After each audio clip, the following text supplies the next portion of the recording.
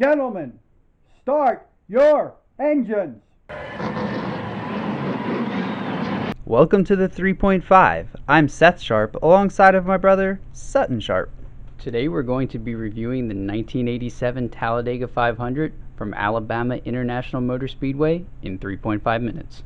The Winston Cup Series continued their super speedway tour with a stop in Alabama. The stars of NASCAR were set to compete in the 1987 running of the Talladega 500 at Alabama International Motor Speedway. This was the circuit's second stop at the racetrack of the season, the first featuring Bobby Allison's car flying into the catch fence and his son Davey ultimately claiming victory after a long delay. Davey and the 28 Haviland team were favorites heading into this week's race, along with other usual suspects Earnhardt and Elliott. Scorching hot temperatures were sure to play a part in the day's events, with the broadcast team showcasing a thermometer inside the young Allison's cockpit. When the green flag did fly, pole sitter and Dawsonville, Georgia native Bill Elliott got out to an early lead. It wouldn't be long until the first caution came out, however, as Bobby Hillin Jr. and the Miller American team suffered from an engine issue.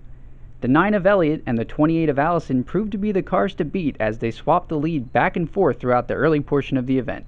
The first major incident of the day occurred just after the 30th lap when veteran Neil Bonnet and rookie Brett Bodine, driving the Haas-Ellington entry, collided, bringing out the fourth caution of the day. The lead pack was only a few laps away from pit stops and took full advantage of the yellow flag to come in. It was reported that Dale Earnhardt was suffering from burning on both his hands and feet due to the heat. During the caution period, the 71 of Dave Marcus stayed out to collect the lead and 5 bonus points. The Wisconsin driver had previously won this event from the pole position in 1976. As the race resumed, the health of the drivers continued to be a concern. Joe Ruttman, who had driven the 43 car earlier in the season, was on standby for Richard Petty. Ruttman wouldn't be needed though, as just a few laps later Petty dropped out of the race with a burnt piston. While disappointing, the 7-time champion had a head start on his next adventure, a promotional trip to Australia.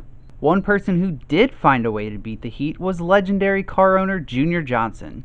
Johnson was in the 11 pit standing on a block of ice. But Johnson's feet weren't the only thing that was cool on the Budweiser team.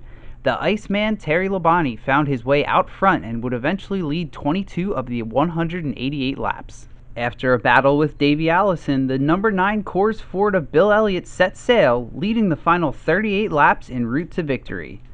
Allison came in second, followed by Dale Earnhardt, Darrell Waltrip, and a strong 5th place showing for Cale Yarborough.